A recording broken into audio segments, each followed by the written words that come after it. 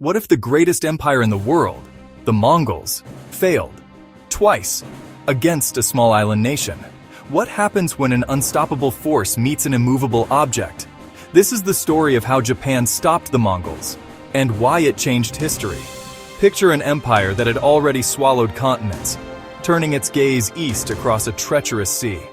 Picture standing on the shores of Kyushu as a forest of masts rises on the horizon. Imagine warriors raised on a code of honor, but unprepared for a new kind of war. And imagine a wind that would become legend. This is the battle that made the Mongols fear Japan. To understand the fear, you have to know the Mongols. From Temujin, Genghis Khan, to Kublai Khan, they forged the largest land empire in history. They swept across Asia, China, Persia, into the Middle East, moving like a tide. Every man was a soldier, trained from childhood to ride and shoot with terrifying accuracy. They absorbed siegecraft, shipyards, engineers and technologies from conquered peoples. A relay system moved orders across hundreds of miles in days. Kublai commanded Mongols, Chinese, Koreans, and others, a multinational force with unmatched resources. They were pragmatic, ruthless, and their reputation made kingdoms surrender without a fight. By the 1260s, Kublai Khan had a problem. Japan refused to bow. Envoys demanded submission. They were met with silence, then defiance. The response? Build a fleet and make Japan bend the knee.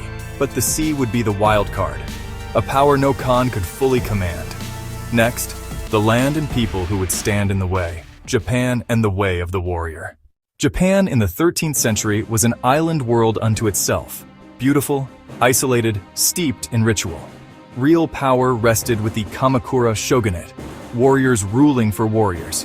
Hojo Tokimune, the hard, resolute regent who would face the Mongol threat. The samurai were a class defined by honor, ritual, and mastery of the sword. Katana, yumi, oyoroi, weapons made for individual heroics and ritual duels. Battles started with whistling arrows, names called, a challenge to single combat, theater, and honor. That code would collide with the cold, collective tactics of the Mongols. The stage was set on the beaches of Kyushu.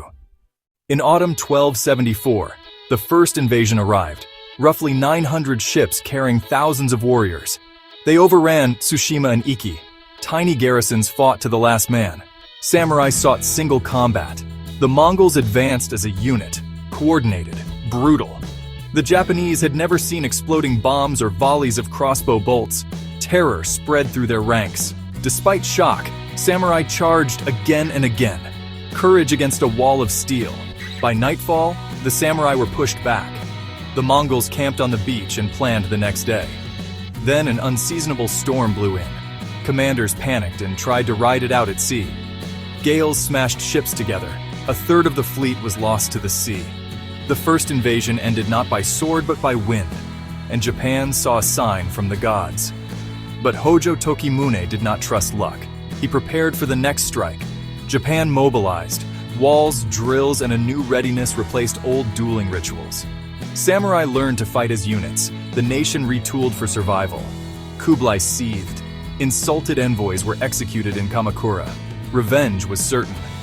He set about building the largest invasion armada the world had ever seen. In 1281, Kublai launched two fleets, an eastern and a southern route, a staggering armada. Over 4,400 ships and perhaps 140,000 men. A floating city of warriors. The combined armada filled the horizon, but size had drawbacks. Japan had learned.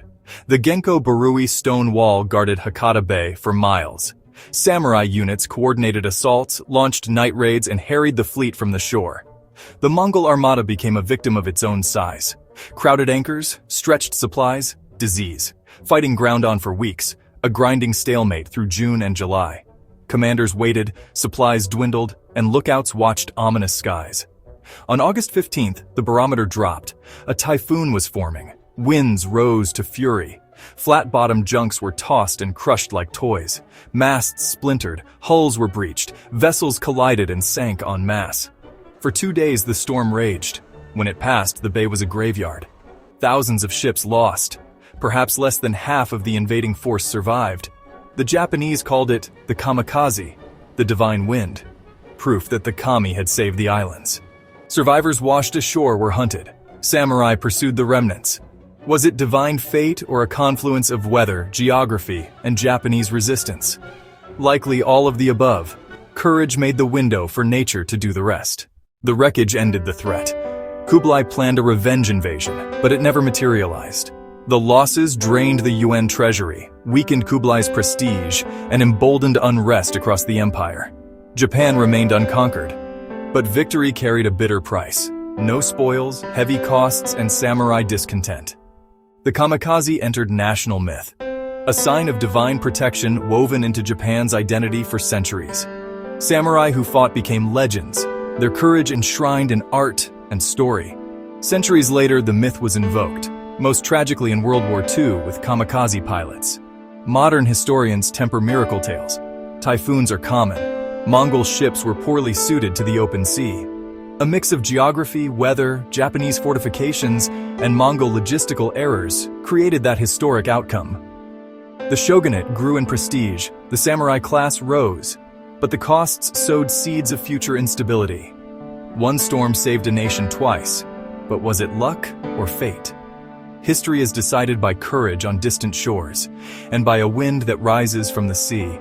If you enjoyed this story, subscribe for more deep dives into moments that changed the world.